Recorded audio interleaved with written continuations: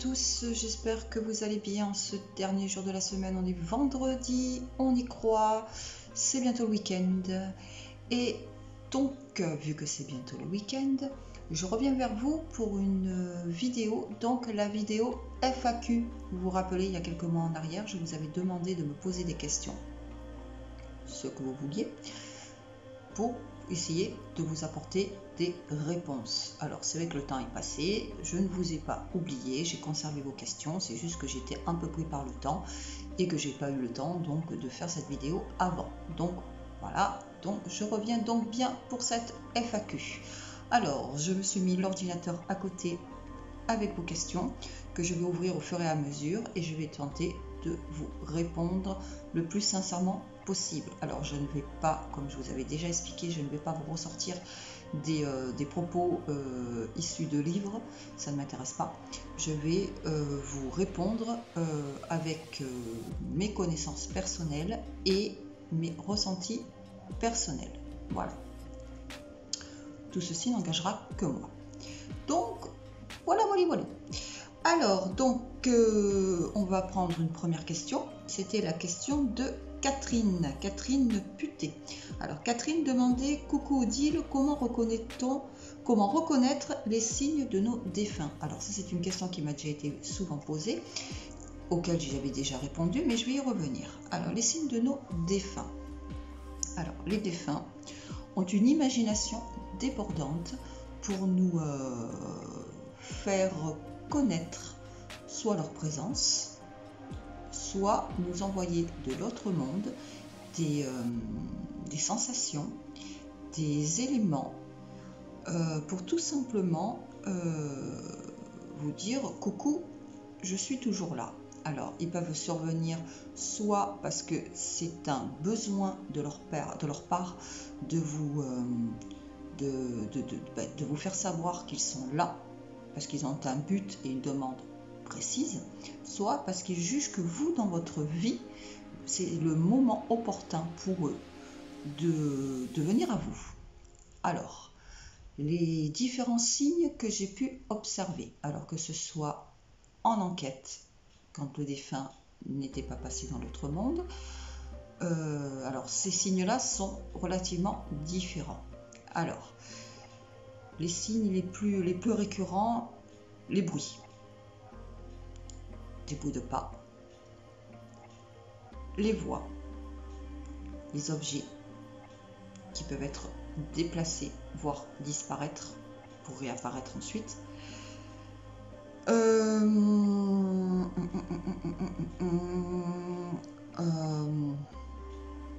Des odeurs aussi. Voilà. Donc ça, c'est les signes finalement les plus récurrents que j'ai pu constater en enquête. Alors des bruits, ça peut être porte qui s'ouvre, qui se claque, des bruits de pas dans la maison, des bruits de pas dans un escalier, surtout à ne pas mettre sur le compte d'une maison qui travaille et d'une maison qui craque. Je vous rappelle que dans les habitations, surtout quand les maisons prennent de l'âge, elles ont tendance à bouger. Vous allez vous en rendre compte tout simplement par des fissures qui vont se créer dans les murs, tout ça. Un escalier en bois qui va craquer sous les variations de température, d'humidité, etc. va craquer également. Donc ça, ce sont vraiment des bruits qu'il ne faut pas mettre sur le compte de présence, tout simplement. Après, les bruits de pas, quand vous habitez une maison individuelle, vous n'avez pas de voisins directs, que vous entendiez vraiment des pas lourds, quelqu'un marcher à l'étage, bien évidemment, c'est caractéristique, ce n'est pas à mettre non plus sur le compte d'une petite souris qui va gambader dans les combles. Là, je parle vraiment de bruit de pas que l'on peut qualifier de humain. Les odeurs, par exemple, vous êtes tranquillement chez vous, vous avez les fenêtres qui sont fermées, vous n'avez pas forcément de bouche d'aération ou de choses comme ça à proximité, vous ne sentez rien et en l'espace d'une fraction de seconde, vous allez avoir une odeur qui va passer, une odeur significative, une odeur que vous n'avez pas l'habitude d'avoir dans votre maison. Cela peut vous interpeller. Les voix. Vous êtes seul chez vous.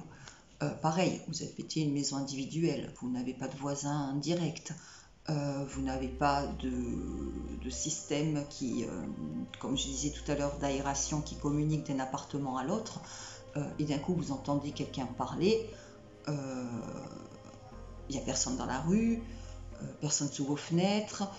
Bon, voilà, ça c'est des signes qui peuvent vous interpeller sur la présence d'un défunt dans votre domicile, donc un défunt qui n'est pas passé dans l'autre monde. Voilà, ensuite donc il y a les défunts qui sont les signes de défunts de votre famille par exemple, qui eux sont passés de l'autre côté. Cela, alors, ils ne viendront pas sur votre plan pour communiquer avec vous, mais de l'autre monde. Ne me demandez pas comment ils sont capables de le faire, je n'ai pas la réponse. Mais j'ai constaté qu'ils ont la faculté quand même de pouvoir envoyer des signes à leur vivant. Alors là, c'est à peu près la même chose. Vous pouvez avoir des odeurs. Par exemple, une odeur de parfum significatif. Vraiment un parfum que vous connaissez bien. C'est le parfum de votre grand-mère. Vous n'avez pas ce parfum-là chez vous. Personne ne le porte. Vous avez d'un coup cette odeur qui vient et qui hop, disparaît. Comme par magie. Ou alors des signes qui peuvent être assez récurrents, comme par exemple une personne décédée qui avait une passion, par exemple, pour les oiseaux, peut vous mettre sur votre route régulièrement, ou l'espèce en question, l'oiseau en question, pendant une période où vous avez besoin de ce contact avec elle,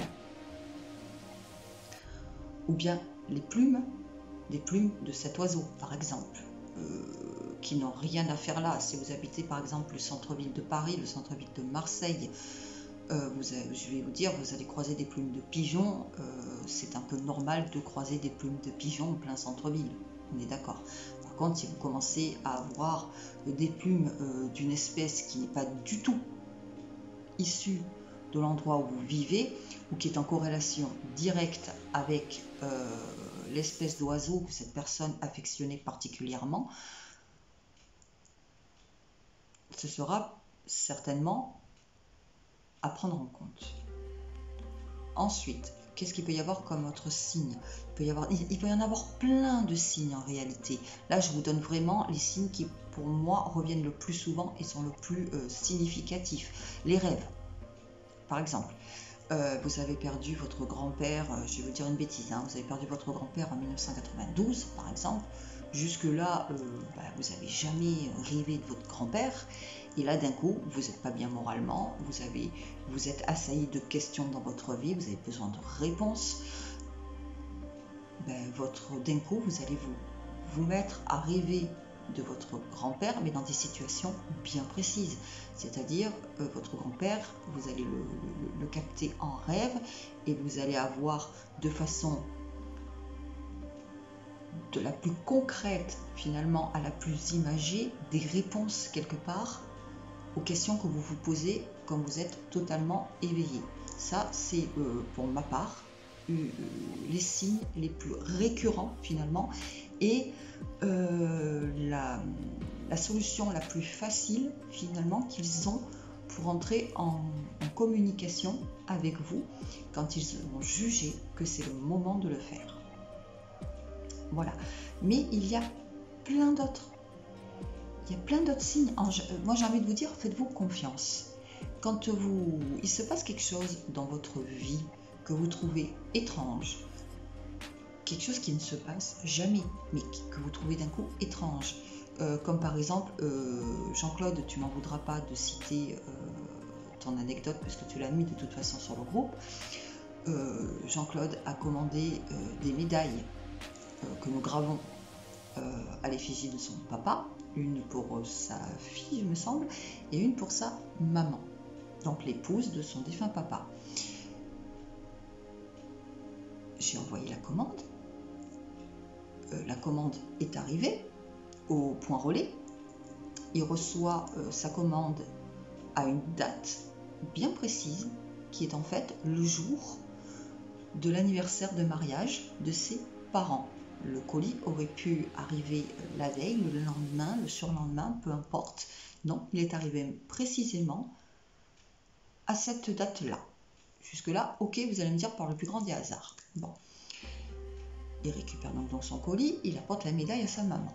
Sa maman, émue,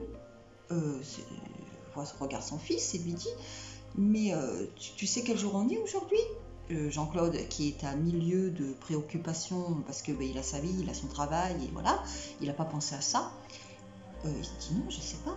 Et sa maman lui répond aujourd'hui c'est l'anniversaire de mariage de ton papa et moi. Ok, d'accord.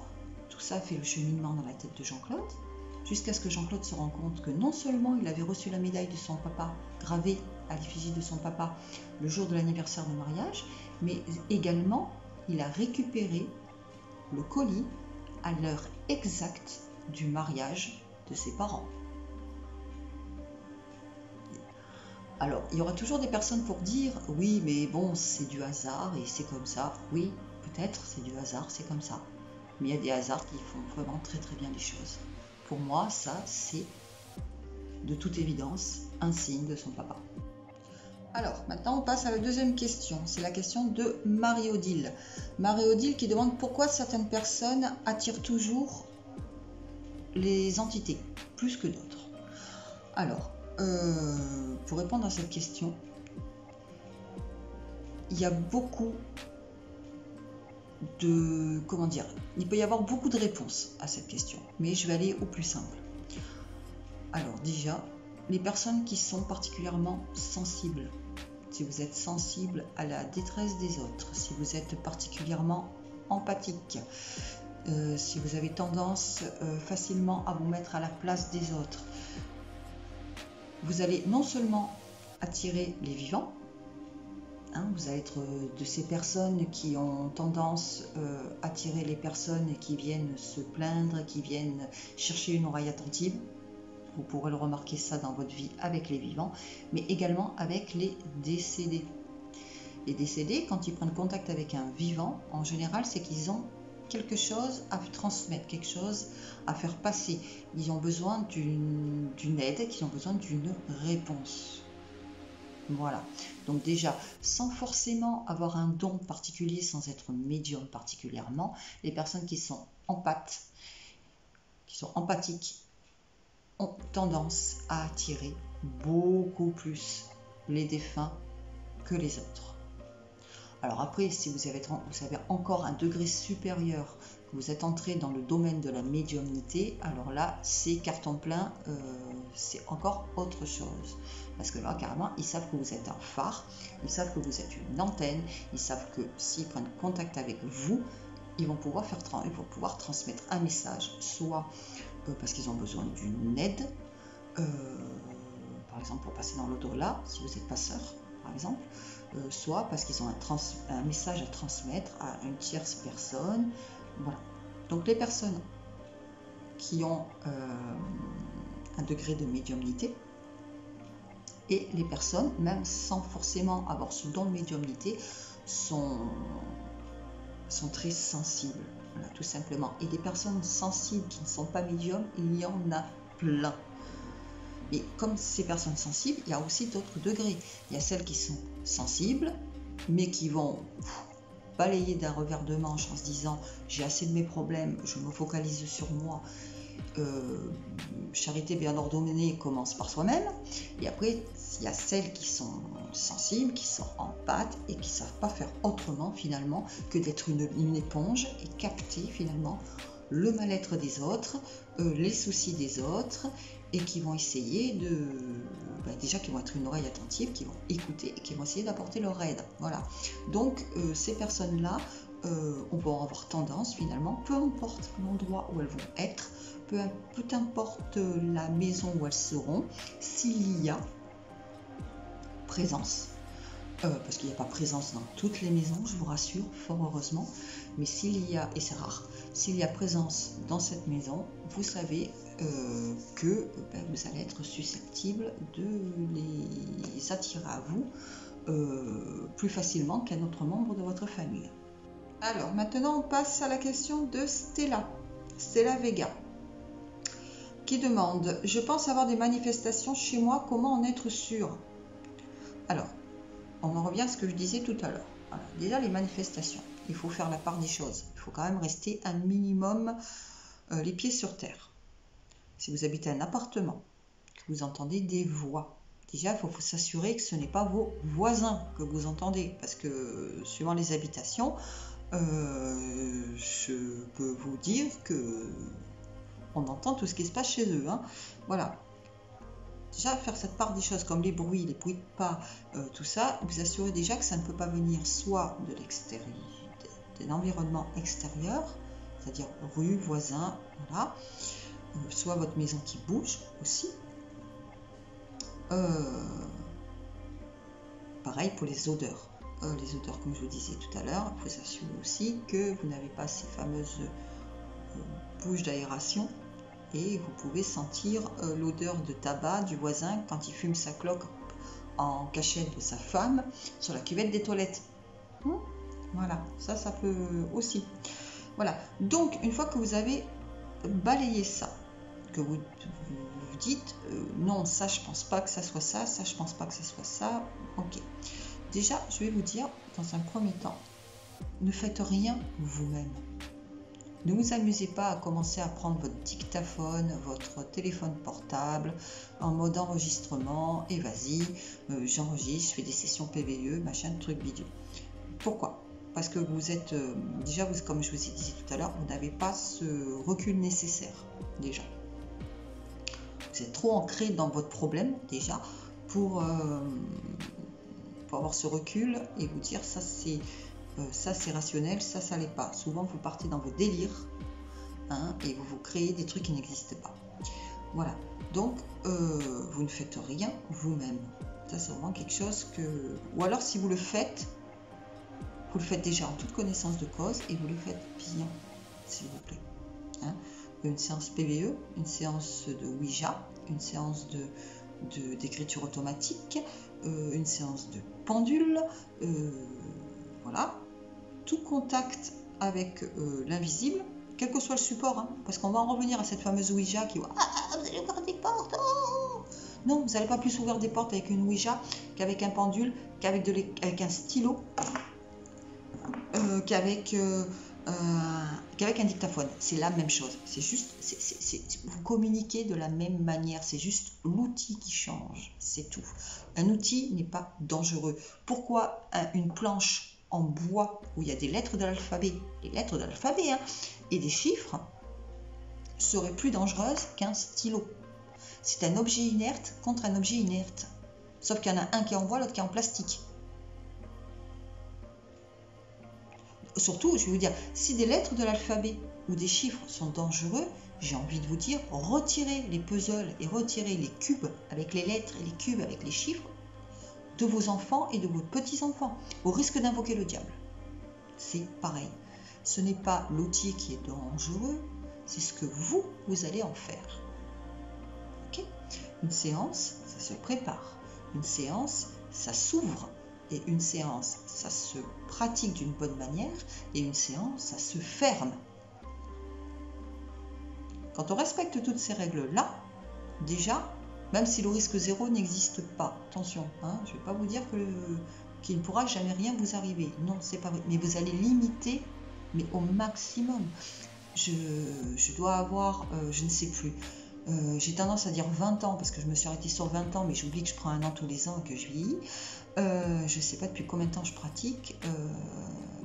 C'est simple, ma première séance de Ouija, alors c'était pas de la Ouija, c'était avec le verre, hein, le verre et les fameuses lettres de l'alphabet, soit écrit à la main sur des bouts de papier, soit les lettres de Scrabble, et les chiffres, non, les lettres de Scrabble, il n'y a pas de chiffres, les lettres de Scrabble, la première, j'ai dû la faire, je devais avoir 14 ans. J'en ai, au mois d'août prochain, 47. Je vous laisse calculer, parce qu'en calcul, je suis une brêle. Je n'ai jamais ouvert une porte. Je n'ai jamais... Je n'ai jamais vécu l'exorcisme. Hein. Je vous rassure, voilà. Et pourtant, vous avez vu le nombre d'années que j'ai de pratique. Avec à côté des séances d'écriture automatique, ça, j'en fais pas beaucoup. des séances de pendule, des séances de médium, des séances de transcommunication, chez moi, à l'extérieur. Et tout se passe bien. Parce que je sais préparer, je sais ouvrir, je sais pratiquer, je sais fermer. Voilà. Là aussi, je suis encore partie dans mes délires. Donc, voilà. Donc, pour revenir à ta question, c'était là. Comment tu sais? Une fois que tu as fait donc le tri de ce qui peut être naturel, rationnel et de ce qui te paraît vraiment louche, déjà, bon, évite de pratiquer toi-même. Si tu veux pratiquer toi-même, pratique, mais bien. Et si tu ne veux pas pratiquer toi-même, tu fais appel à des personnes compétentes. Alors là, les personnes compétentes, pour faire une enquête chez vous, si on élimine tous les noms d'équipes qui passent par toutes les lettres de l'alphabet, tous les enquêteurs YouTube qui sont là juste pour vous faire bouffer du fantôme H24, 7 jours sur 7, tous ceux qui finalement n'en ont rien à foutre de votre problème et qui sont juste là pour faire leur petit buzz et leur petite enquête paranormale parce que c'est fun, il reste les crédibles. Alors il n'y en a pas beaucoup, hein. Enfin, pour ma part il n'y en a pas beaucoup. Donc dans les crédibles, il y a ceux que vous allez faire venir chez vous. Alors faites venir chez vous toujours gratuitement. Voilà. Moi, si je fais payer mes séances, c'est parce que c'est mon travail. D'accord? C'est mon gagne-pain. Maintenant, quand je me déplace en enquête chez un particulier, c'est gratuit. Je n'ai jamais rien fait payer à personne. Et quand on a voulu me faire un don, je l'ai toujours... Enfin, nous, excuse-moi, je parle de jeu, mais en fait, dans l'équipe, nous sommes plusieurs. Nous n'avons jamais fait payer personne et nous n'avons accepté de don de personne. Même quand on a voulu nous donner, on a refusé. Voilà. Donc, vous faites venir la personne. Les personnes, ils vont procéder à une enquête poussée, c'est-à-dire l'historique de là où vous vivez, c'est important, photos, vidéos, caméras de surveillance, si l'équipe en a, mais bon, quand on va chez les particuliers, quand on a toute la possibilité de brancher des caméras de surveillance et tout, c'est quand même bien de le faire. Je suis désolée, un système DVR en enquête chez les particuliers, c'est important. On ne peut pas le faire en extérieur parce qu'on n'a pas de quoi alimenter en courant le système DVR, mais chez les particuliers, il faut le faire. Bien évidemment, avec appartement avec le courant disjoncté, bien évidemment, hein, sinon ça fait bip bip dans tous les sens, c'est complètement stupide. Voilà, donc enregistrement audio, vidéo, photo. Les personnes à l'écoute, c'est important. Voilà. Pour essayer de récolter un maximum d'éléments sur tout support pour... Bonjour Django, tu dis bonjour? Maman? Oh, tu fais câlin. Dis bonjour. Donc, le chat m'a perturbé. Oui, un maximum d'éléments pour émettre l'hypothèse d'une présence paranormale chez vous. Bon. Souvent, il n'y a rien. Je vous confirme, hein, souvent, il n'y a rien. Et fort heureusement pour vous qu'il n'y a rien.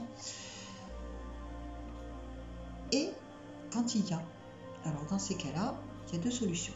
Soit l'équipe n'a pas au sein donc, de sa structure un ou une passeuse d'âme. Alors dans ces cas-là, s'il n'y a pas de passeur, pas de passeuse, avec les résultats d'investigation, il va falloir que vous preniez contact avec un passeur ou une passeuse. Le mieux, c'est le plus proche de chez vous aussi. Pensez quand même que la personne va falloir qu'elle se déplace et elle va se déplacer assez frais. Hein. Soyez conciliant. Parce que vous savez son problème, mais elle ne peut pas non plus se permettre de dépenser de l'argent non plus. Voilà. Hein, parce que en général, ces personnes-là sont bénévoles. Faites attention aux passeurs, aux passeuses qui vont vous facturer 400 €. Je vous dis ça, je vous dis rien. Voilà, donc faites appel à un passeur ou une passeuse, tout en sachant qu'un passeur ou une passeuse ne pourra pas non plus faire de miracle. Si vous avez une entité chez vous qui veut pas, qui tape l'incruste et qui veut pas s'en aller, c'est pas parce qu'elle va brûler de la sauge dans la maison que l'entité partira. Voilà. L'entité a son libre arbitre, je vous le rappelle. Voilà. Soit il y a un passeur ou une passeuse dans l'équipe, ce qui est le cas de la nôtre. Dans ces cas-là, nous, on fait l'enquête. Moi, l'avantage que j'ai en étant médium et passeuse, c'est que avant même les résultats, j'ai mon indicateur qui me dit qu'il y a quelque chose. Donc, avec cet indicateur qu'il y a quelque chose, je prends la décision en fin d'enquête de réaliser ou pas un passage d'âme.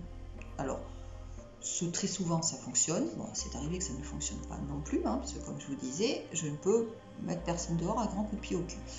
Voilà. Donc ça, c'est en réponse à ta question Stella, les manifestations, comment les déceler, et si tu en as, si tu après avoir fait la part des choses, si tu juges que oui, il te semble vraiment qu'il se passe des choses vraiment inhabituelles chez toi, il faut faire appel à une équipe d'enquêteurs sérieuse en phénomènes paranormaux. Question de Valérie Masson. Alors, concernant les pierres, tu conseilles de les purifier à quelle fréquence en fonction de l'utilisation? Merci, bisous. Alors, les pierres. Les pierres, il faut savoir qu'il y a plusieurs façons de purifier les pierres. Alors, tout ce qui est pierre brute, pierre pierre roulée, tout ça, tout ce qui est pierre. Quand on va faire basique, on va faire les cailloux. Moi, je dis une fois par semaine, c'est bien. C'est bien parce que ce n'est pas des pierres que vous portez sur vous. D'accord? C'est des pierres qui vont diffuser, qui vont absorber et diffuser dans un contexte environnemental. D'accord? Donc, en sachant qu'il y a des pierres qui ne se purifient pas, comme l'améthyste, comme le cristal de roche par exemple. Si vous avez une géode de quartz blanc, si vous avez une géode d'améthyste, ça ne se purifie pas parce que ce sont eux-mêmes des purificateurs. D'accord? Donc, une fois par semaine, c'est bien. Pour ces pierres-là, alors là, c'est toujours la même chose. Pour les purifier, ça dépend des pierres. Il y a des pierres qui se purifient sous l'eau. Des pierres qu'il ne faut surtout pas purifier sous l'eau parce qu'elles auront tendance à se dissoudre dans l'eau. Des pierres alors les pierres, vous pouvez aussi les purifier à l'encens de benjoin, à l'encens d'oliban, à l'encens de myrrhe, à l'encens de dragon, l'encens de sauge, les encens purificateurs, voilà, pour faire simple. Et pour les recharger, ça dépend aussi des pierres. Il y a des pierres qui se rechargent à la lune et des pierres qui se rechargent au soleil, à la lumière. Le quartz rose, déjà, vous évitez de le foutre à la lumière vive, au soleil, votre quartz rose va devenir blanc. Voilà.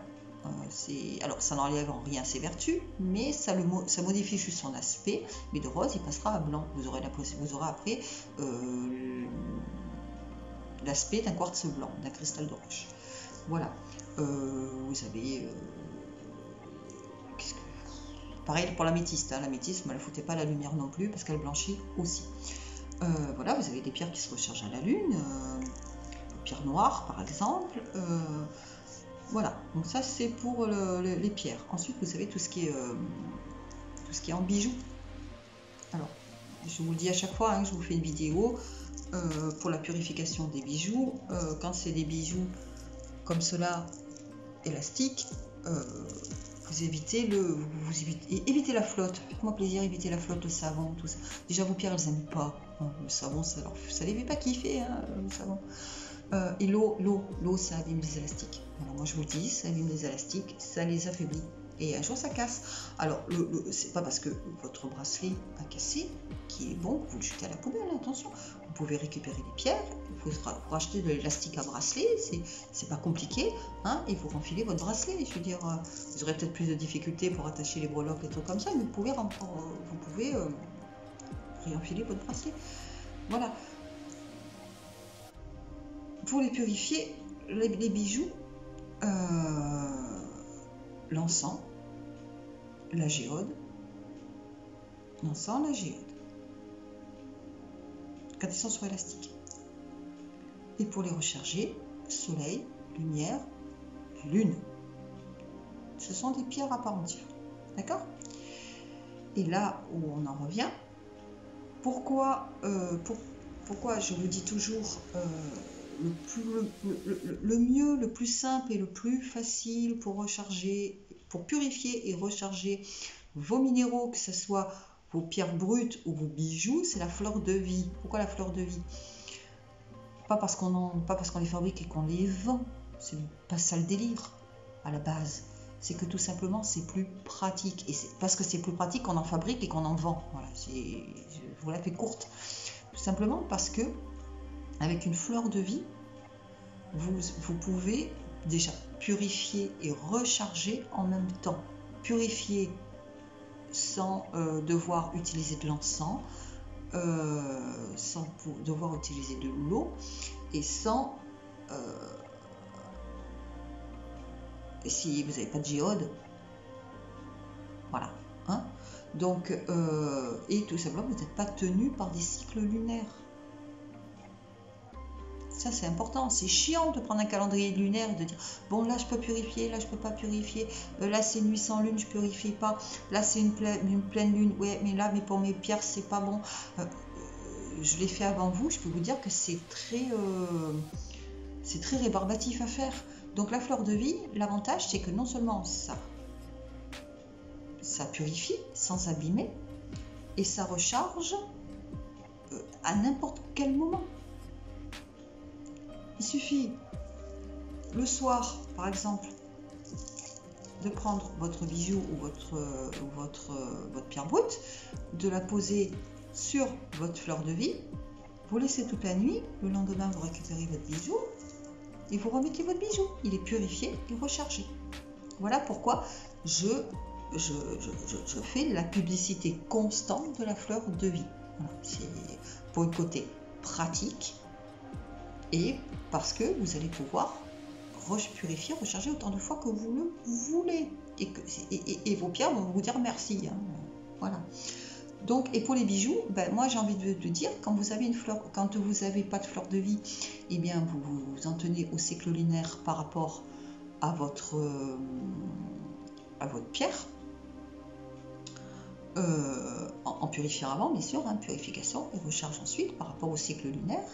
Et ensuite, comme vous êtes tenu, vous n'allez pas pouvoir le faire comme vous le voulez. Donc j'ai envie de vous dire, une fois par semaine. Voilà, essayez une fois par semaine de pouvoir purifier vos bijoux. Voilà, de purifier et recharger vos bijoux. Et si vous avez une fleur de vie, et alors dans ces cas-là, tous les soirs, vous enlevez vos bracelets, votre collier, peu importe, votre bague, vous le posez sur votre fleur de vie et vous le récupérez le lendemain matin et vous remettez, c'est reparti pour 24 heures. Alors ensuite on passe à la question de Marielle. Marielle Gagia ou Gagia. Excuse-moi Marielle si j'écorche ton nom, c'est que je ne sais pas du tout comment on le prononce. Donc tu me demandais, coucou, concernant la TCI, transcommunication instrumentale. Comment l'envolé, très joli mot, comment l'envolé fait-il pour transmettre son message de vive voix, sachant qu'une fois mort, il n'y a plus de corde vocale? Exactement, une fois mort, on est déchargé de notre corps vivant, de notre corps physique. D'accord? Donc automatiquement, il n'y a plus de corde vocale, il n'y a plus de larynx. Ce qui fait finalement l'identité de notre voix. Déjà, qui nous permet finalement de constituer une voix et qui fait donc l'originalité de notre voix par rapport à une autre. Alors, comment font les envolés pour reconstituer finalement une voix? Eh bien, je vais être honnête avec toi, Marielle, je n'en sais rien. Je ne sais pas. Pour ma part, par mon ressenti et par mes années d'expérience de TCI, j'aurais tendance, attention, je vais prendre beaucoup de pincettes dans ce que je vais te dire. Ils auraient tendance finalement à à utiliser, modifier les ondes, les énergies environnantes. Voilà, c'est la seule réponse que je peux te donner, et finalement sans aucune certitude, parce que je ne sais pas, personne ne le sait. Voilà, c'est aussi simple que ça. Tu peux les demander finalement à qui tu veux. Personne n'a de réponse concrète. Là, c'est le vide absolu. On sait, nous les tessistes, on sait qu'ils sont capables de le faire, mais comment? On ne sait pas. On n'a pas la réponse. Voilà. Donc, dans la TCI, ce qu'on fait, soit on fait une TCI sans aucun support. Ce qui se passe en règle générale en enquête, on n'a pas de support. Ce qui donne soit aucun résultat. Alors, il peut y avoir aucun résultat parce qu'il n'y a rien, évidemment. S'il n'y a rien, il n'y a pas de résultat, c'est logique. Mais on peut avoir aussi aucun résultat, soit parce que c'est trop compliqué pour l'entité de reconstituer une voix, tout simplement. Ou alors, on fait de la TCI avec support de bruit blanc. Alors, support de bruit blanc, ça peut être on fait couler l'eau d'un robinet, on gratte un cahier, un papier avec un stylo, un crayon. Voilà, je vais le faire sur la table, ça sera plus audible. De façon continue, pour créer une porteuse, finalement, pour aider l'entité à moduler une voix. Ou alors, là, finalement, me concernant, et concernant beaucoup d'autres, on a les meilleurs résultats, c'est les supports en langue étrangère. Alors, je ne vous parle pas de support venant de la radio, je ne vous parle pas de support venant d'une Ghostbox, Spiritbox, PSB 11, PSB 7, PSB ce que vous voulez. Je parle d'enregistrement audio. Par exemple, un truc tout bête, je cherche mes mots, une banque de données préenregistrée finalement d'audio, par exemple pour des cours de langue, par exemple, en langue étrangère. Alors on privilégie les langues gutturales, c'est-à-dire des langues avec une très très forte prononciation, comme le russe, l'allemand, l'arabe. Oui, pourquoi avec voilà, des langues très très gutturales et des langues qui sont relativement assez éloignées du français pour pas se faire un phénomène d'apophonie, c'est-à-dire vous avez pu le remarquer dans certaines vidéos où il y a des personnes qui ont pris une chanson de Sting, de Police je crois, je ne sais plus laquelle, mais c'est vrai que quand on l'écoute, et c'est une chanson donc en anglais, si on l'écoute, il y a des mots qui sont donc en anglais que l'on peut avec la prononciation confondre avec des mots finalement en français. C'est pour ça qu'on prend des langues qui sont très éloignées, comme l'allemand ou le russe par exemple. Vous allez écouter de l'allemand, vous allez écouter du russe, vous allez avoir très peu de chances de tomber sur des mots qui ont une ressemblance avec des mots en français. Voilà, donc moi j'ai remarqué qu'en pratiquant cette TCI là avec ces supports que je diffuse dans la pièce, en langue étrangère, en russe, en allemand, en arabe, etc., j'avais de meilleurs résultats. Alors, parce que je demande finalement aux défunts d'utiliser finalement ces voix pour ces mots, pour reconstituer finalement une voix et des mots en français, des mots, des courtes phrases, etc. Voilà, donc ça a cet intérêt d'être beaucoup plus facile pour l'entité, pour le défunt, pour reconstituer donc une voix. Le problème, puisqu'il y a un problème aussi, tout n'est pas topissime dans cette technique, c'est que la sonorité des voix en langue étrangère utilisées en support peut, influencer la sonorité des messages de voix, des messages qui peuvent être transmis. Voilà, donc là c'est vrai que la personne qui reçoit les messages peut finalement ne pas reconnaître la voix de son défunt. Alors j'ai envie de vous dire, 9 fois sur 10, il est très rare que la voix soit identique, même sans support, même avec un support blanc. C'est très rare que la voix soit à 100% authentique, enfin pas authentique, que soit 100% la même que celle que vous avez connue du vivant de votre défunt. Voilà, mais avec ce support-là, c'est vrai que ça peut encore un peu plus amplifier le phénomène. Mais il m'arrive régulièrement aussi de tomber sur des défunts qui sont particulièrement balèzes et qui, même avec un support en langue étrangère, arrivent à reconstituer la voix qu'ils avaient de leur vivant. Mais ils sont particulièrement bons. Parce que de toute façon, décédé, vivant, c'est la même chose. Il y a toujours des personnes qui sont plus douées que d'autres. Alors, il s'agit d'une question de Sophie. Sophie Pika. Alors, je ne sais pas si c'est trop tard, mais encore une question. Oui, bon, non. J'ai pris un peu dans le désordre, ça veut dire qu'il y en a d'autres avant. Quand tu fais tes séances médium, TCI, les enquêtes paranormales, toi et l'équipe pour le coup, est-ce que ça vous est déjà arrivé qu'un défunt revienne vers vous? Alors, c'est une question finalement en deux parties.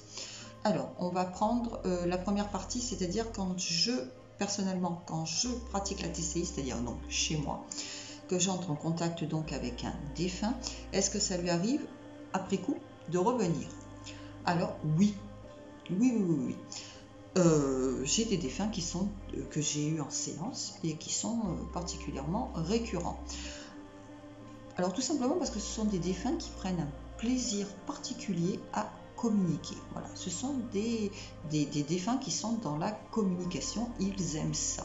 Quand je les appelle, ça leur fait plaisir, voilà, tout simplement, et ça se ressent tout de suite. Je ressens tout de suite quand une séance va être compliquée, parce que le défunt, ça le gonfle, voilà, tout simplement. Là, on revient, c'est exactement la même chose, ils ne changent pas, hein. Quand ils n'étaient pas trop dans la communication de leur vivant, qu'ils étaient plus je fais ma vie, foutez-moi la paix, dans l'autre monde, ils ont tendance à être pareil, ils ne changent guère. Voilà, donc dans ces cas-là, en règle générale, c'est rare quand ils sont vindicatifs et qu'ils m'envoient bouler, ça arrive, mais c'est assez rare. En général, ils mettent quand même de la bonne volonté, mais je sais très bien que ça sera une séance avec eux et que ça sera pas deux. Voilà, parce que je ne suis pas non plus là pour les ennuyer, ce n'est pas mon but. Moi, mon but, c'est d'apporter une aide et d'apporter quelque chose à la personne vivante qui est en demande, d'apporter également quelque chose au défunt, mais basta, je veux dire, moi je suis pas là pour faire du forcing. Voilà, donc ça, quand ça se passe comme ça, il n'y a pas de séance. Moi je vous dis, ils ne reviennent pas à moi. Voilà, mais donc oui, il y en a qui reviennent. Alors comment ça se passe dans ces cas-là? Eh bien, quand je reçois un nouveau message, un nouveau coucou, je prends comme en séance, hein, je prends, je note, et après, je retourne vers la personne qui m'avait demandé donc une séance ou des séances avec ce défunt-là. Je lui dis, écoute, machin, écoute, bidule, j'ai eu des nouvelles de ton défunt, de ta défunte, voilà, il m'a transmis ou elle m'a transmis ça, voilà, je te transmets les nouvelles informations de ton défunt.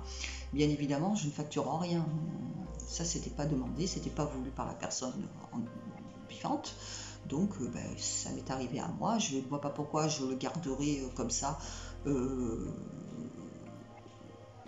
parce que je ne suis pas payée, donc non, je ne transmets pas, non, pas du tout.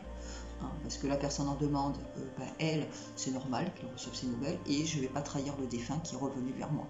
Voilà, tout simplement. Donc oui, cela arrive que des défunts reviennent vers moi, bien évidemment. Et ensuite, en enquête, alors en enquête, c'est plus particulier.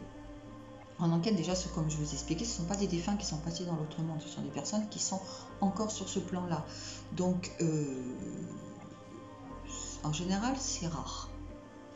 C'est très très rare que l'on ait des nouvelles d'un défunt croisé en enquête.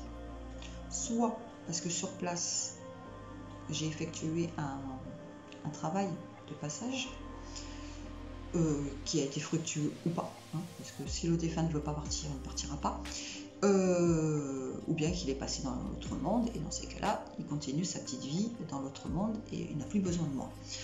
Voilà. Ou alors, et là c'est plus embêtant, ils nous suivent à la maison. Alors ça, je peux vous dire que c'est extrêmement rare, hein. Ça nous est arrivé de mémoire 2 fois.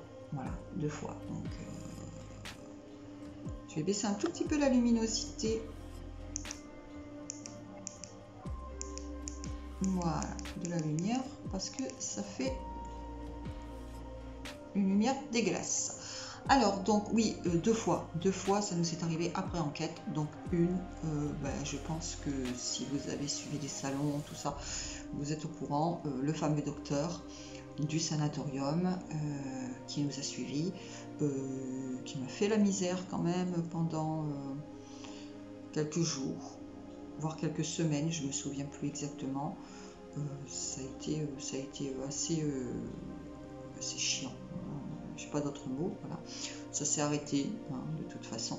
Parce que quand ça se passe chez moi, ce que j'ai tendance à faire, c'est à me mettre des œillères et à ignorer. Parce que je pars du principe que plus on y attache d'importance, plus les phénomènes redoublent. Parce que c'est ce qu'ils recherchent. Donc j'ignore, t'es pas là, t'existes pas. Et en général, ils se lassent avant moi. Hein, voilà. Donc voilà. Donc en séance, régulièrement, ça arrive. Oui.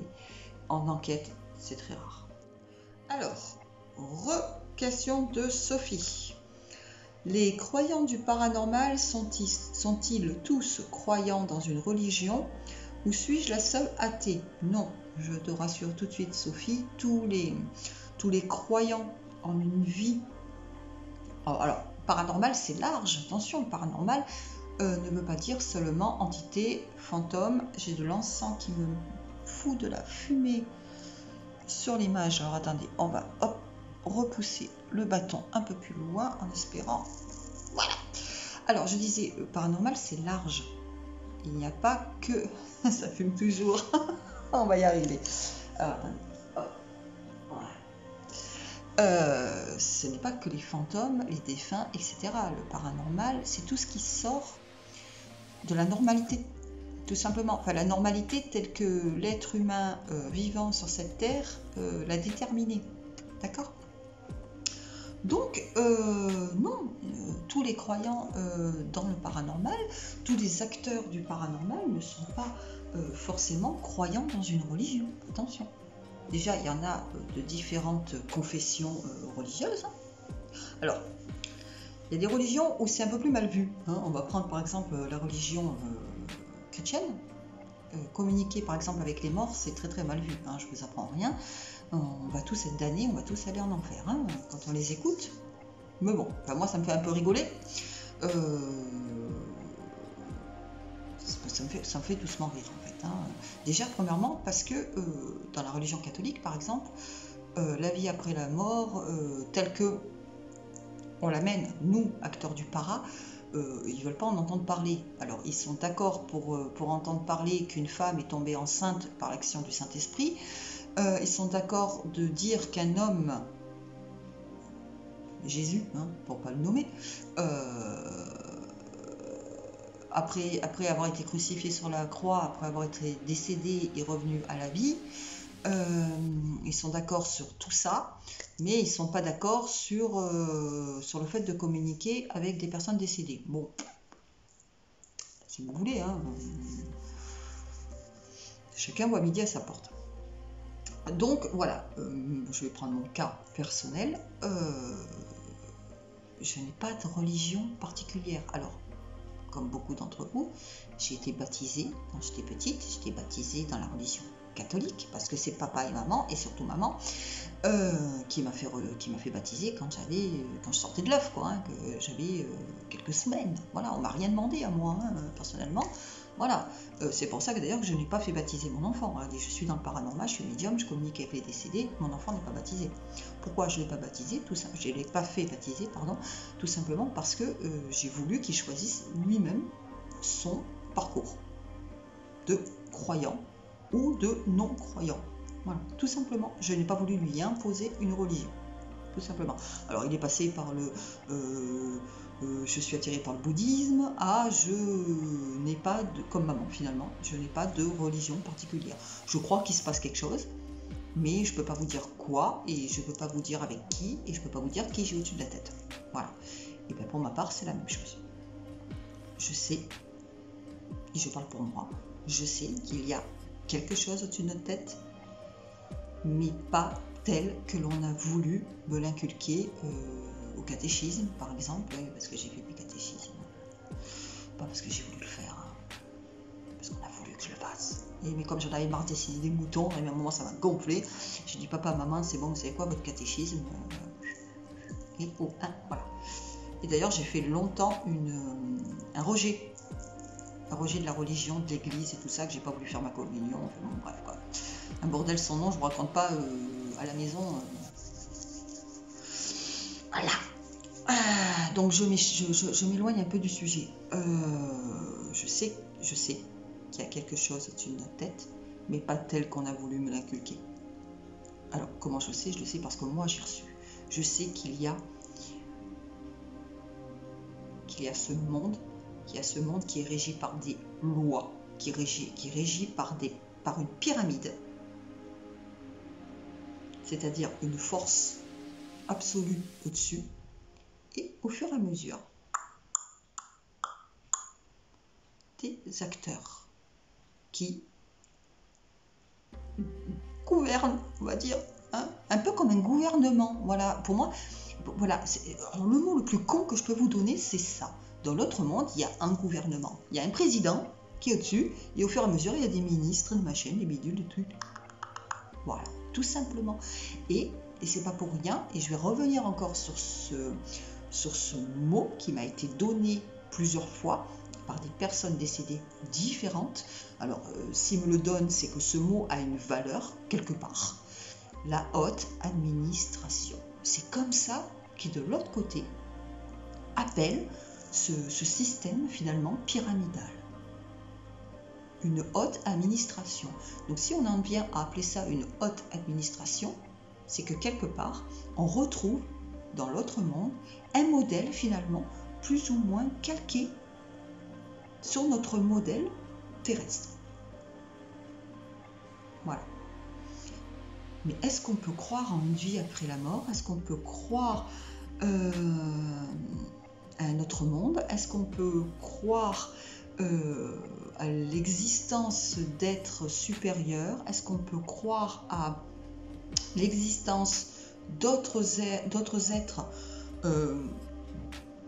dans d'autres dimensions, sur d'autres planètes? Voilà, oui, on peut sans forcément croire en un Dieu particulier, dans une divinité particulière. Oui, pour moi, on peut, et ça se retrouve plus que ce qu'on le croit. Eh bien non, c'était pas la dernière. On a encore une question de Sophie. Alors, tous les combien de temps peut-on faire une séance TCI avec le même défunt, s'il te plaît? Alors, il n'y a pas de règle. Il n'y a pas de règle dans le contact avec l'au-delà. Alors déjà, il n'y a pas de règle au moment d'un premier contact. Alors, il est de bon ton de dire qu'il faut attendre 40 jours après le décès de la personne. Alors 40 jours, parce que c'est tout simplement basé sur certains écrits, voilà, anciens, qui donnent ce chiffre de 40 jours. 40 jours qui permet au défunt, à la défunte, déjà de passer dans l'autre monde, de se remettre de ce qu'il a vécu, hein, c'est pas rien de mourir quand même, hein, faut pas déconner, qui permet aussi de trouver sa place, et enfin, sa place qui ne sera pas définie tout de suite, hein, mais qui permet déjà de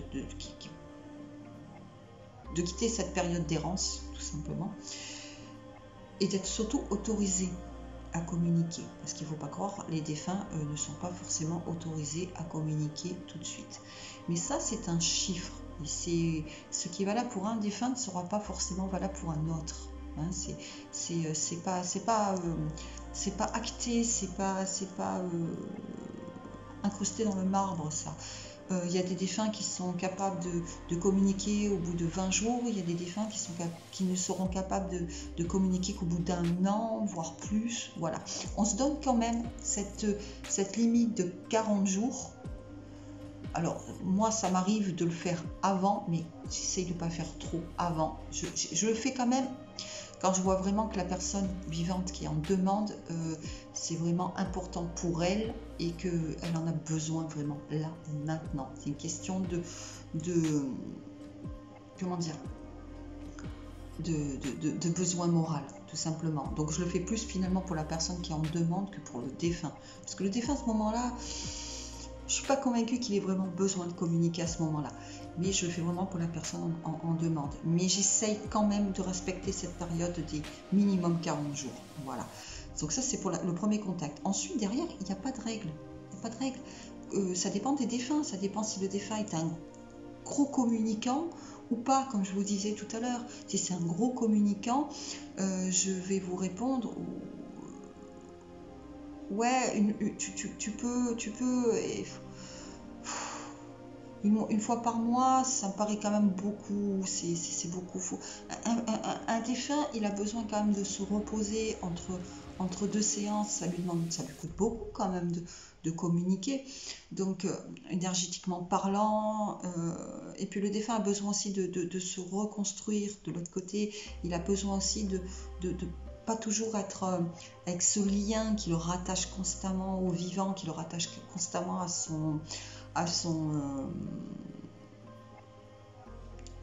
à l'état qu'il avait physique, au détriment de l'empêcher d'évoluer de l'autre côté.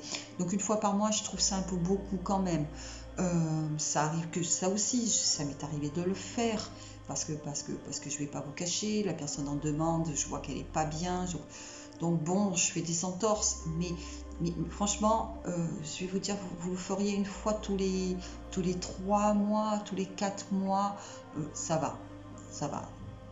Tant que ça ne dérange pas le défunt, tant que moi je juge, de par ce que je reçois, que le défunt il est content de le faire, tout va bien. Le jour où je sens que le défunt il stop, ras-le-bol, tu m'as gonflé, fous-moi la paix, là par contre, que la personne soit en demande ou pas, je lui dirai stop, basta, là j'en fais plus. Voilà. Et c'est arrivé aussi, hein. Il y en a quelques-uns ou quelques-unes parmi vous là, à qui j'ai répondu ça, hein. Vous êtes au courant, hein. Je ne vais pas vous dire qui, bien évidemment, parce que là c'est le secret professionnel, le secret de la vie privée, tout ça. Donc je ne vous dirai pas, mais il y a des défunts qui ont dit stop, basta, tu me fous la paix. Donc là, il n'y a plus de séance. Là, je n'en prends plus. Je fous la paix aux défunts. Voilà. Et je demande aussi à la personne en demande, la personne vivante, d'essayer de lui foutre la paix aussi, quoi. Voilà. Parce que le défunt peut en avoir soit parce qu'il n'a plus envie, soit parce qu'il est dans cette période d'évolution, ou soit parce qu'il juge aussi que la personne vivante est trop rattachée à lui ou à elle, et qu'en fait, elle s'empêche de vivre. Donc, des fois, le défunt, il dit, écoute, là, je te réponds, mais à partir de maintenant, ça sera stop. Pas parce que je t'aime pas, mais pas parce que tu m'ennuies, mais parce que je juge que tu es trop dans le passé, tu es trop dans ce lien avec l'autre monde. Je veux que tu fasses ta vie de vivant, ta vie de vivante, sans moi. Sans ce qui te rattache à moi et sans ce fardeau. Alors, nouvelle question de Valérie. Alors, je voulais savoir si notre vécu, nos décisions, notre destin sont des conséquences de nos vies antérieures. Si tout est déjà tracé, merci. Alors, il y aurait plusieurs réponses à ça. Notre vécu, nos décisions, notre destin sont des conséquences de nos vies antérieures. J'ai envie de te dire oui. J'ai envie de te dire que ce que tu as vécu dans une vie antérieure peut être le reflet... ce que tu vis dans ta vie présente peut être le reflet de tes actes passés. Alors, tout simplement parce qu'il est possible que tu sois dans cette vie présente, là, pour te racheter finalement de mauvaises actions que tu aurais pu faire dans une vie passée. Voilà. Ensuite, il y a aussi le fait de nos prises de décision dans notre vie présente, ce qui s'appelle finalement la retourne, comme on dit. Hein. Si tu, en général, quand tu fais, je vais être vulgaire, quand tu fais de la merde, bah, tu peux avoir tendance à récolter en retour, quoi. Le positif attire le positif, le négatif attire le négatif. Ça, c'est quelque chose que je vous dis très très souvent en séance, dans vos rendus de séance. Si vous êtes négatif, vous allez attirer le négatif. Si vous vous forcez à avoir le positif dans les choses, vous aurez tendance à attirer le positif. Voilà. Mais pour moi, il y a une notion de karma. Il y a une question, il y a une question de karma. C'est-à-dire que si tu as fait du mal dans une vie passée, tu vas avoir tendance à devoir te racheter de certaines fautes donc, que tu aurais antérieurement faites. Mais pour ça, tu vas avoir des chemins qui vont se proposer à toi. À toi, j'ai envie de te répondre, à toi de choisir le bon chemin. C'est de là que c'est assez ambivalent parce que pour moi, il y a une notion de karma, mais tout n'est pas tracé, dans le sens que nous gardons quand même notre libre arbitre. C'est-à-dire, tu as fait des conneries dans une vie passée, tu vas le payer dans cette vie, mais pour le payer dans cette vie, tu vas avoir différents chemins qui vont s'offrir à toi. Et là, le libre arbitre entre en course, et tu vas devoir choisir le meilleur chemin pour corriger ces erreurs. Voilà, je ne sais pas si je suis claire, parce que c'est très difficile à exprimer finalement. Je ne sais pas si je suis claire, mais oui, pour moi, notre vécu, pas nos décisions, mais notre vécu, notre destin peut être étroitement lié à nos vies passées, mais nos prises de décision, par contre, dans cette vie-là, sont soumises à notre libre arbitre. Alors, nouvelle question de Stella. Depuis longtemps, je sens que j'ai moi-même des dons. Pourrais-tu le vérifier par toi-même et m'en parler? Alors, on va venir sur la fameuse question des dons. Ça, c'est quelque chose qui est récurrent et que j'entends, mais vraiment très souvent. Vous êtes nombreux et nombreuses à avoir le sentiment d'avoir des dons. Alors, je vais vous dire, là, c'est comme les phénomènes paranormaux. Il faut faire la part des choses. C'est pas parce que vous avez un jour eu un sentiment prémonitoire que vous avez des dons. Ça, c'est quelque chose qui se retrouve très très souvent quand on fait un sondage sur un panel de population. Il est très souvent, il ressort très souvent que des personnes ont un jour fait un rêve prémonitoire ou ont eu un sentiment de prémonition qui s'est avéré exact, hein, attention, mais qui ne s'est jamais reproduit derrière. Voilà, donc en fait, pour avoir quelque part l'idée d'avoir un don, il faut que ça devienne récurrent chez vous, en fait. Si régulièrement vous faites des rêves qui s'avèrent exacts, ou par exemple, pour les personnes qui ont un don de guérison, par exemple, on t'a posé les mains sur une personne avec une douleur, c'est avéré que, pas toujours sur la même personne, mais sur un échantillon de personnes différentes, il y avait un soulagement. Vous pouvez commencer à vous poser la question, oui, il est possible que j'ai un don. Pareil pour la clairaudience, si vous entendez une voix une fois, ça ne va pas vouloir dire que ça va se reproduire derrière, ça ne veut pas dire que vous êtes clairaudient, ça s'est passé une fois dans un cas bien précis et très certainement grâce au concours d'une aide extérieure. C'est-à-dire, on en revient au signe de tout à l'heure, ça ne vient peut-être pas de vous, mais ça vient peut-être d'un de vos défunts ou d'une entité que vous avez chez vous. Ça veut dire que vous avez un don particulier. Alors, quand vous avez un don particulier, que ça s'avère vrai, oui, je peux déceler chez certaines personnes quand le don quand même est relativement présent. Hein.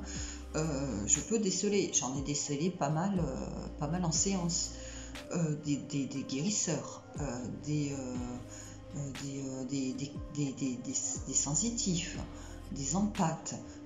Ça oui, ça je peux, et je peux vous en parler bien évidemment puisque ça rentre dans le cadre d'une séance. Mais pour ça, il faut vraiment que je me focalise sur vous, que je prenne le temps, comme pour vos ruptures énergétiques. Il faut que je me cale sur vous lors d'une séance qui vous est dédiée pour faire la part des choses. Voilà. Mais après, de votre côté, il faut que vous soyez prêt à l'entendre aussi. Si je vous dis non, tu n'as pas de don particulier, il ne faut pas le prendre comme un échec. Avoir un don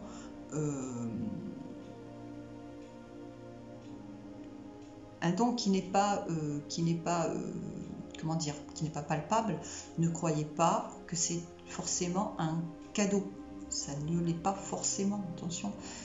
Ouais, c'est bien de dire ouais, moi je suis clairaudient, je communique avec les morts et tout. Ouais, ça fait classe. Hein. Bon, déjà sur un CV, ça sert à rien. Je peux vous dire, vous n'allez pas trouver un boulot parce que vous êtes clairvoyant. Je vous dis au contraire, ça va faire fuir les employeurs. Hein. Voilà, oui, ça fait classe dans les conversations. Ouais, et encore, parce que ça dépend avec qui vous discutez. Mais le vivre au quotidien, c'est pas forcément une partie de plaisir. Être réveillé à 3h du matin parce qu'un défunt veut communiquer avec vous, lui il n'est pas dans une notion de temps, lui il s'en fout du décalage horaire, il s'en fout que c'est 3h du matin, il s'en fout que vous avez envie de dormir, et il s'en fout bien que vous allez vous lever à 6h du matin. Voilà, c'est pas forcément drôle. C'est pas forcément drôle non plus de se réveiller. Parce qu'en général, chez moi, ça se passe dans une phase de sommeil paradoxal, de se réveiller avec la vision d'un homme totalement défiguré par un accident de moto.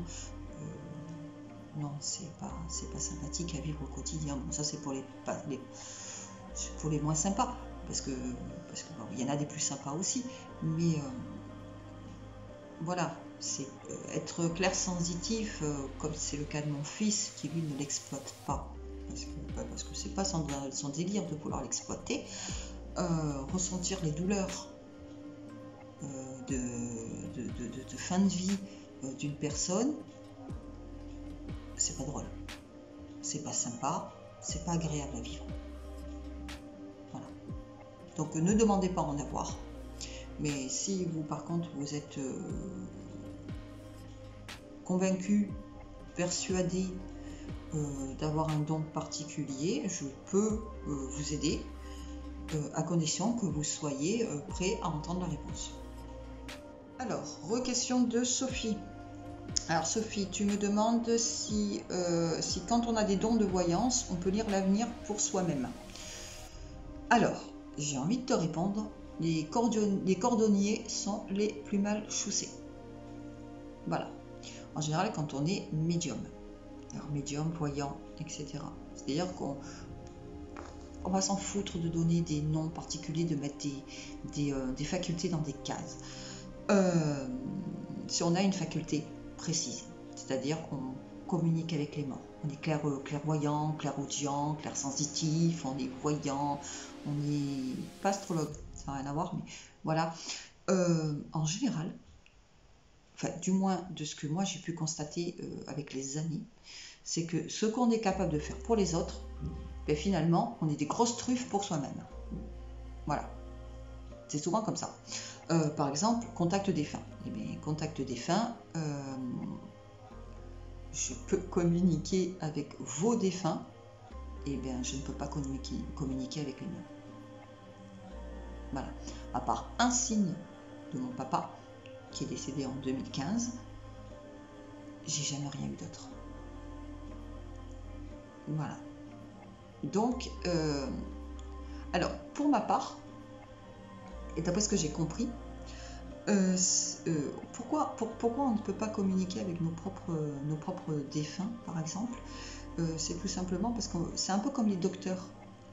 c'est-à-dire ils n'ont pas le droit de soigner les membres de leur famille. Ben, pour moi, c'est un peu la même chose. On n'a pas le recul nécessaire avec nos défunts qu'avec les vôtres. Avec les vôtres, on ne les a pas connus. On est susceptible de pouvoir mettre des barrières avec eux pour nous protéger, tout simplement. Ce qu'on ne sera pas apte à faire avec nos défunts, parce qu'on a une relation qui est différente, on a une relation qui est particulière.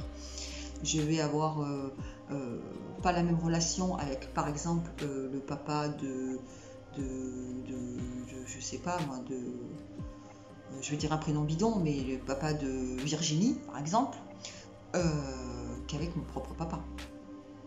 C'est normal. Voilà. Donc voilà pourquoi nous, les médiums, qu'on soit clairaudients, clairsensitifs ou clairvoyants, on n'est pas apte à communiquer avec nos défunts. Et pour la voyance, ben, finalement, c'est un peu la même chose. On a le recul nécessaire sur vous.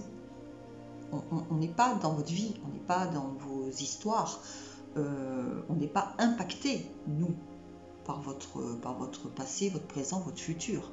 Par contre, on est totalement impacté par le nôtre. Nos sentiments peuvent prendre le pas sur notre raison. Voilà. Donc c'est pour ça qu'en règle générale, on n'est pas fichu d'avoir une bonne voyance sur notre propre compte. Voilà, c'est un peu comme je vous disais, c'est un peu le cas des docteurs qui ne soignent pas leurs femmes, qui ne soignent pas leurs enfants, etc. Leur père, leur mère. Parce qu'on n'a pas ce recul nécessaire sur nous-mêmes et sur les membres de notre famille. Avant-dernière question.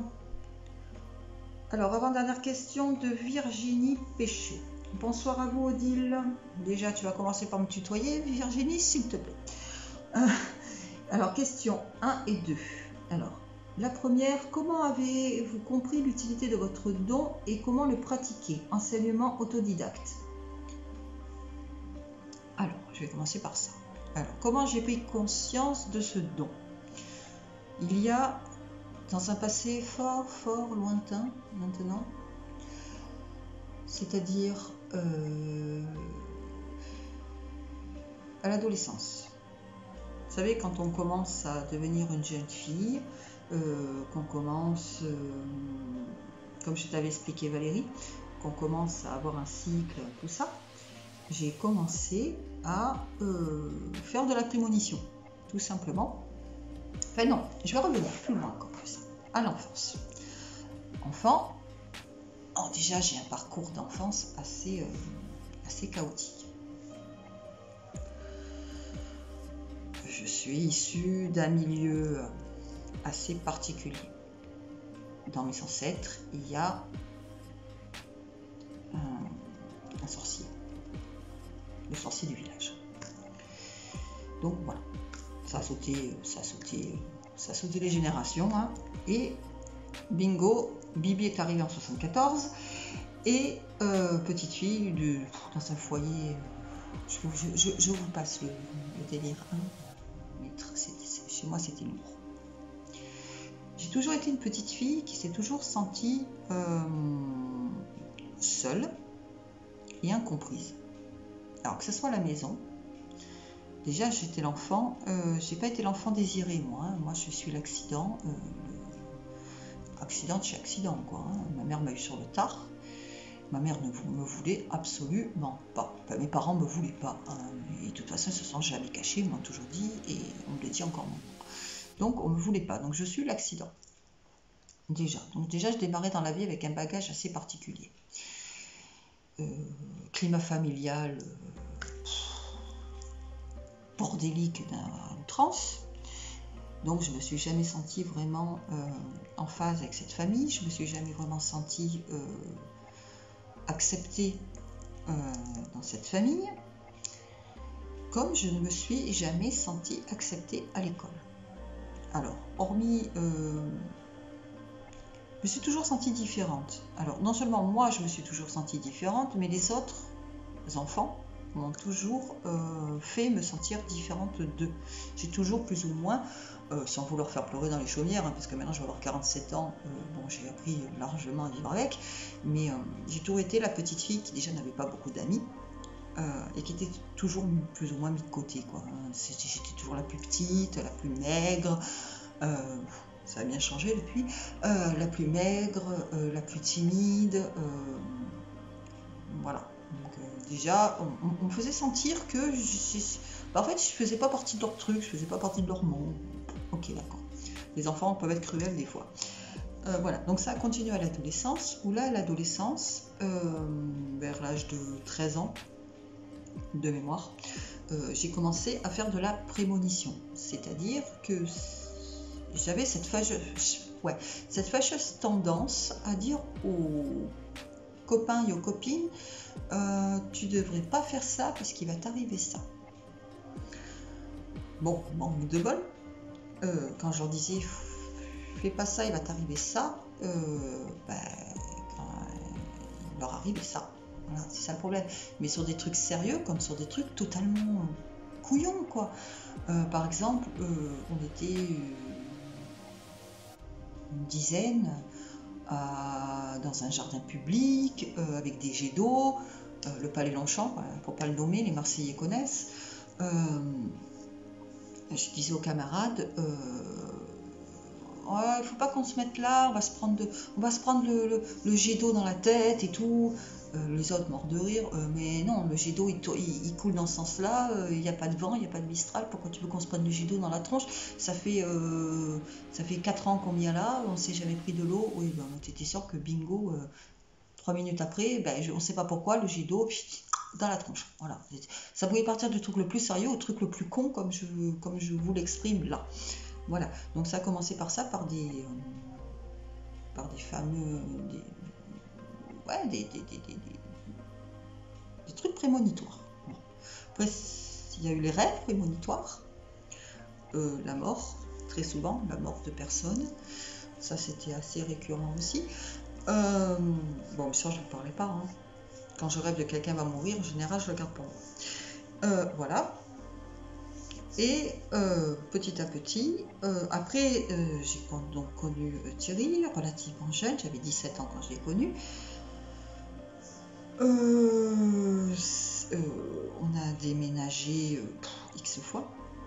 Et comme je disais tout à l'heure, j'attire. Je me suis rendu compte que j'attirais finalement les phénomènes paranormaux. Quand j'étais dans une maison, il commençait à se passer des choses.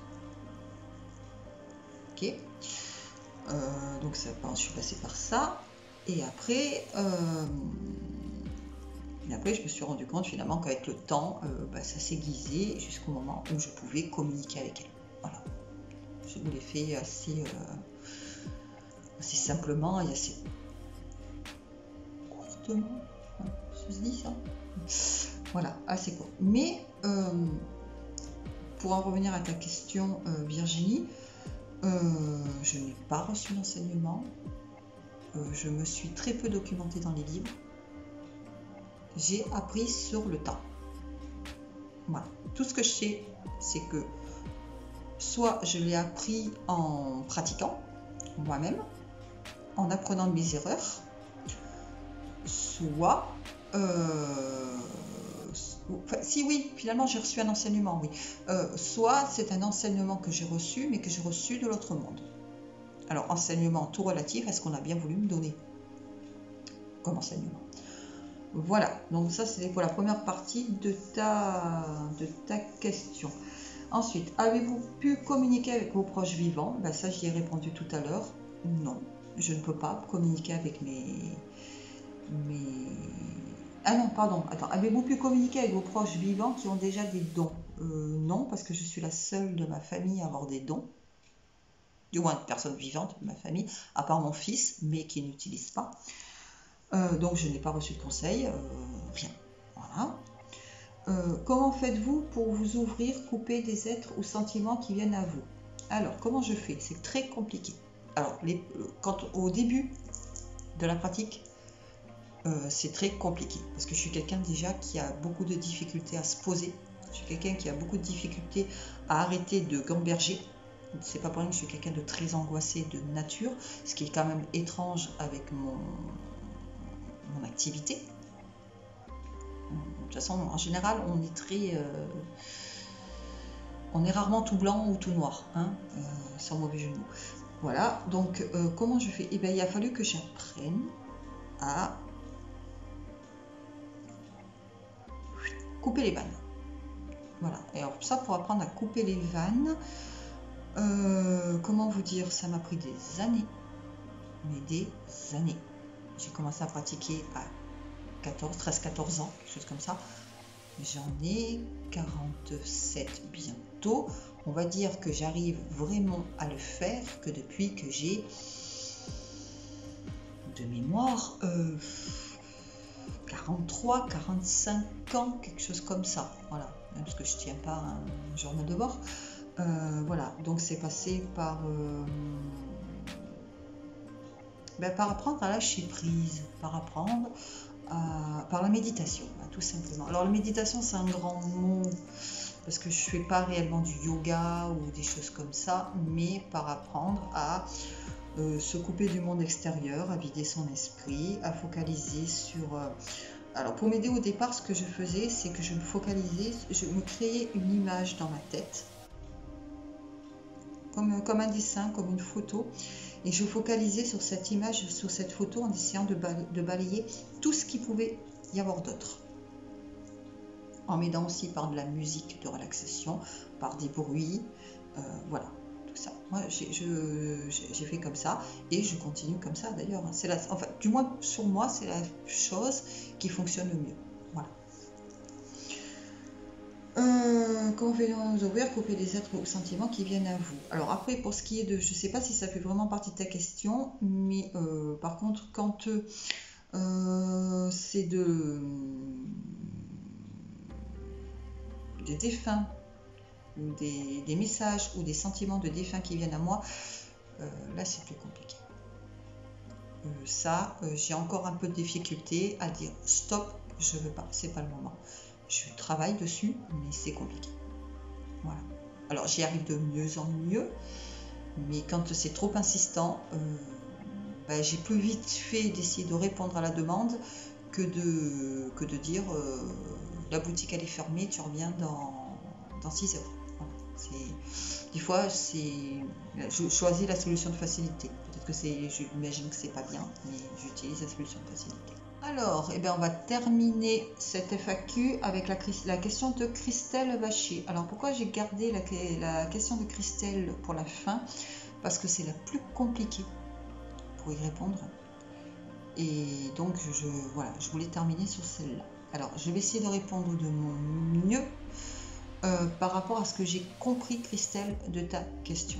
D'accord? Tout en sachant aussi que ce n'est pas une réponse que je vais te donner par rapport à quelque chose que j'ai pu lire. Hein. Encore une fois, je vais répondre avec mes propres connaissances à moi, de mes pratiques et de ce que j'ai reçu de l'autre monde. D'accord? Alors, ça collera peut-être pas forcément à ce que tu t'attendais comme réponse, mais je vais essayer, excuse-moi d'avance si c'est pas le cas, mais je vais essayer de répondre au mieux. Hein. D'accord? Alors, et d'ailleurs, j'ai pris des notes pour te répondre au mieux. Pas partir encore dans mes extrapolations. Alors, Christelle, tu me dis, du coup, je te pose des questions ici. Alors, quelle est la différence entre la famille d'âmes qui constitue notre famille et celle qu'on a dans notre cercle amical? Alors déjà là, la famille d'âmes qui constitue notre famille et celle qu'on a dans notre cercle amical. Alors, d'après ce que je comprends, hein, alors déjà je vais commencer par le début. D'accord? Il y a différentes familles d'âmes. Alors, il y en a plusieurs. Alors, dans les familles d'âmes, de ce que j'ai pu recevoir, il y a la famille des maîtres. D'accord? Alors, les maîtres, c'est quoi? Les maîtres, en général, c'est des âmes qui sont dirigeantes. Ce sont des âmes qui sont meneuses. D'accord? Ça, c'est quelque chose que vous allez retrouver, par exemple, chez les chefs d'État, les chefs d'entreprise. Vous voyez, les gens qui ont déjà un gros charisme et qui ont tendance à mener la barre, qui ont tendance à mener les choses. Ça, c'est la famille des maîtres. D'accord? Ensuite, on a les âmes guérisseuses. Alors les âmes guérisseuses, ce sont les personnes qui sont porteurs de fluides, hein, qui ont tendance à avoir le potentiel de soulager les autres, de soulager les maux physiques, les maux moraux, tout ça. Alors dans les familles d'âmes guérisseuses, on a les guerriers guérisseurs, on a les chamans, on a les enseignants guérisseurs. Alors les guérisseurs, comme je vous dis, c'est ceux par exemple qui ont ce don, le don des rebouteux, comme je vous disais tout à l'heure, comme on appelle dans les campagnes. C'est ceux qui ont reçu le secret. Ils sont porteurs de ce fluide-là. Ensuite, il y a les chamans. Les chamans, eux, c'est plutôt ceux qui sont proches du vivant, qui sont proches de la terre, tout ça. Ensuite, on a les enseignants guérisseurs. Alors, les enseignants guérisseurs, ce sont des guérisseurs qui ont reçu le secret et qui sont là pour transmettre aux autres. D'accord? Transmettre cette passation de dons. D'accord? Voilà, ça c'est des trucs que l'on retrouve donc soit chez les guérisseurs, les rebouteux, comme je vous disais, soit les personnes qui font partie du personnel médical, toutes ces personnes-là. D'accord? Donc les âmes guérisseuses.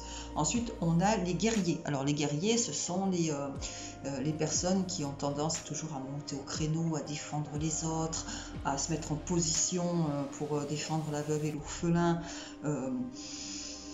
Ce sont des âmes protectrices, ce sont des sauveurs, des héros du quotidien, par exemple, qu'on va retrouver chez les personnes qui vont sauver des enfants, chez les pompiers, par exemple, chez les militaires, chez les militaires, des fois, bon, bref, une personne qui va escalader 4 étages pour aller sauver un enfant qui est coincé en équilibre sur un balcon. Vous voyez, c'est héros du quotidien. Et voilà, ils font partie des familles d'âmes, des âmes guerrières, quoi. Voilà, donc ensuite, on a quoi d'autre comme famille que j'en oublie pas? Alors, ceux qui sont dans la famille de la communication, alors, ce sont des communicants, ce sont des personnes que l'on retrouve beaucoup dans tout ce qui est artistique, les arts, les écrivains, les chanteurs, les comédiens, qui sont vraiment dans la faculté de transmettre à un auditoire. Voilà. Ce sont vraiment eux, ce sont les communicants.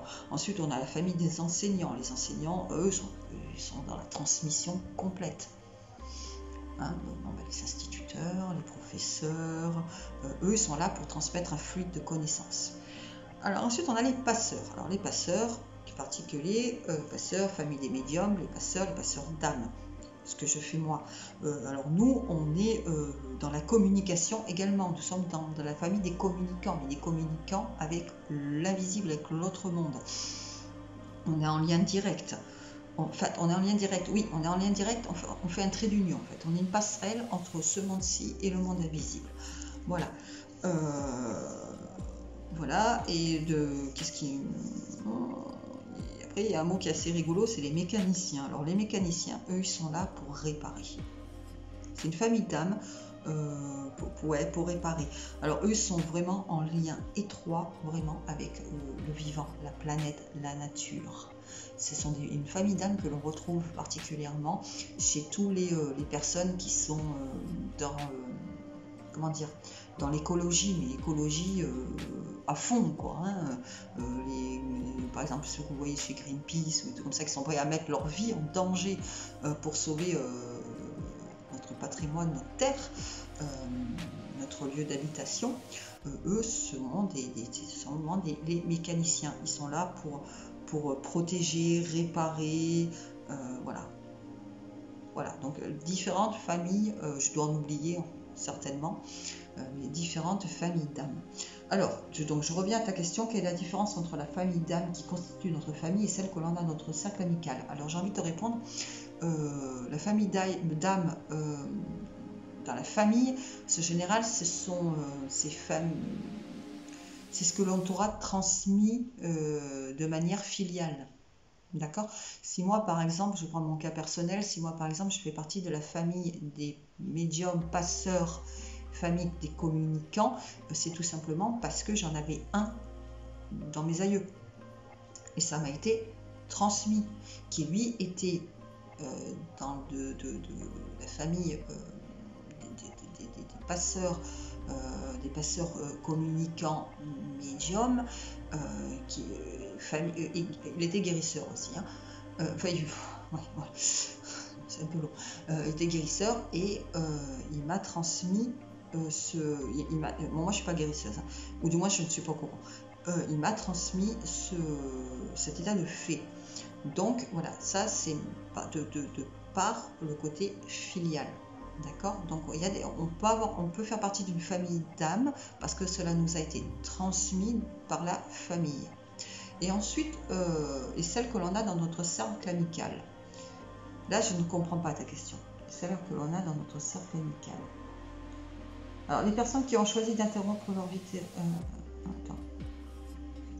Oui, cercle amical. Pourquoi on est particulièrement attiré par une personne, par une personne qui fait partie d'une famille d'âmes bien précise, et pourquoi on a l'impression de l'avoir toujours connue. C'est peut-être que tout simplement, il y a deux solutions. Soit vous vous connaissiez déjà, finalement, dans une vie passée, ce qui fait que vous avez conservé ce lien dans cette vie présente, soit vous faites partie exactement de la même famille d'âmes, vous êtes soit guérisseur, soit maître guérisseur, soit enseignant, soit mécanicien, soit protecteur, guerrier, tout ça, vous faites partie de la même famille d'âmes et vous vous attirez, c'est normal, vous attirez parce que vous vivez la même chose. Voilà. Donc ça, je te réponds de ce que je comprends de ta question et je te réponds par rapport à du vécu et par rapport à ce que je connais de ce qu'on m'a transmis finalement de l'autre côté. Ça ne correspondra peut-être pas à ce que tu as pu lire, certainement, mais voilà, c'est mon avis personnel sur la question. Ensuite, les personnes qui ont choisi d'interrompre leur vie terrestre, vivent-ils les mêmes choses à l'identique dans leur nouvelle incarnation?